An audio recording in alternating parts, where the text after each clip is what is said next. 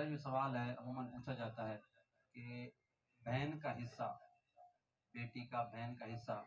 عموماً ہم لوگ یہ سمجھتے ہیں کہ ہم نے اس کو جہیز دے دیا تو اس کا حصہ ادا ہو گیا، یا اس کے قبضے میں دینے سے زمین کا پہلے اسٹامپ اور انگوٹھا لگوا لیتے ہیں،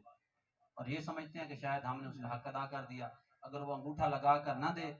تو بھائی بہنوں کا پھر رشتہ تعلق ختم سمجھا جاتا ہے۔ اس پر ذرا روشنی ڈال دیجیے۔ سوال آپ نے سن لی ہے۔ اصل میں ہمارے ہاں یہ ایک غلط کلچر اور غلط رسم و رواج شروع سے چلا رہا ہے، اور خصوصاً گاؤں دیہات اور اس طرح کے علاقوں میں۔ شہروں میں پھر بھی لوگ بیٹیوں کو دے دیتے ہیں یا بیٹیاں لے لیتی ہیں، تو گاؤں دیہات میں یہ بڑا ایک غلط قسم کا کنسپٹ ہمارے یہاں چلا آ رہا ہے کہ وہ یہ سمجھتے ہیں کہ ہم نے بچی کی شادی کر دی اور شادی کے موقع پر بچی کو باپ سمجھتا ہے میں نے جہیز دے دیا، یا بڑے بھائی سمجھتے ہیں کہ ہم نے اپنی بہن کی شادی کر دی اور شادی کے موقع پر ہم نے جہیز دے دیا، اب ہمارے باپ کی وراثت میں سے اس کا کوئی حق نہیں ہے۔ تو یہ شرم بالکل غلط ہے۔ باپ اپنی زندگی میں اپنی بیٹی کو جہیز کے طور پر چاہے کتنے لاکھ بھی دے دے، یا بڑے بھائی اپنی بہن کی شادی کرتے وقت اپنی بہن کو لاکھوں کا جہیز بھی کیوں نہ دے دیں، تب بھی وہ ان کی طرف سے وہ جہیز بطور تبرع اور احسان کے، بطور گفٹ ہے، بطور ہدیہ، بطور تحفہ ہے، وہ وراثت کا حصہ نہیں ہے۔ وراثت کا حصہ جو ہے وہ چاہے اس کو شادی سے پہلے دے دیں، شادی سے پہلے وراثت تقسیم کر لیں، اور جو اس کا حصہ آتا ہے اس کو شادی کے موقع پر جہیز بنا دیں، اس کو پلاٹ لے دیں، مکان لے دیں، جو مرضی کر لیں، لیکن آپ وراثت کا حصہ جو اس کا بنتا ہے وہ پہلے نکالیں۔ فرض کریں مثلاً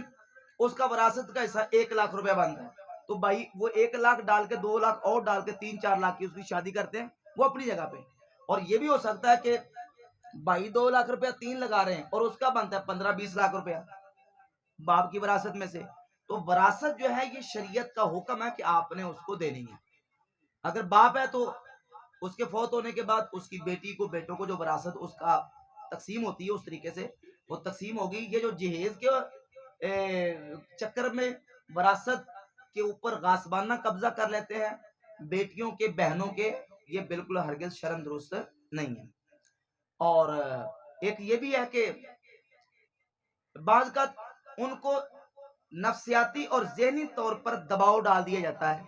بہنوں بیٹیوں کے ذہن پر، اور ان کو وراثت تقسیم کیے بغیر ہی اس کو کہہ دیتے ہیں ٹھیک ہے جی، وہ کہتی ہے جی ٹھیک ہے میں نے اپنے بھائیوں کو دے دیا، بھائی کہتے ہیں ہم نے رکھ لیا، وہ بہن کو راضی کر لیتے ہیں تو وہ اس طرح وہ بھائیوں کو معاف کر دیتی ہے۔ تو اس طریقے سے بھی معاف کروانا درست نہیں ہے، بلکہ مثلا فرض کریں کہ باپ نے چھوڑا ہے 4 لاکھ روپیہ اور ایک بھائی اور 2 بہنیں ہیں، یعنی اس کی مرنے والے کی 2 بیٹیاں اور ایک بیٹا ہے، تو اب کیا تقسیم ہوگی؟ اب تقسیم اس طریقے سے ہوگی کہ بیٹے کو 2 لاکھ روپیہ ملے گا اور دونوں بیٹیوں کو 1 لاکھ روپیہ۔ طریقہ کار یہ ہے کہ باپ کے مرنے کے بعد بھائی اپنی بہنوں کو 1 لاکھ روپیہ دے دے، وہ اپنے قبضے میں لے لے، اور قبضے میں لینے کے بعد وہ کہیں کہ ٹھیک ہے بھائی ہم نے لے لیا اپنا حصہ، اور یہ حصہ ہم تمہیں بطور ہدیہ یا تحفہ کے طور پر، گفٹ کے طور پر دیتی ہیں۔ تو آپ یہ رکھ سکتا ہے دیے بغیر زبانی کلامی، وہ کہے کہ ٹھیک ہے جی میں نے بہن کو راضی کر لیا، بہن نے کہا ٹھیک ہے تو ساڑھا رکھ لا، یہ اس طرح شرم درست نہیں ہے، بلکہ جو شریعت کا حکم ہے،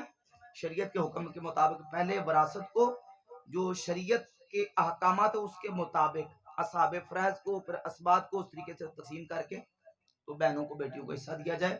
اور اگر کوئی زبردستی بہنوں بیٹیوں کو حصہ دبا کے بیٹھ جاتا ہے تو وہ گناہگار ہے، اور کل قیامت والے دن وہ دیندار ہوگا۔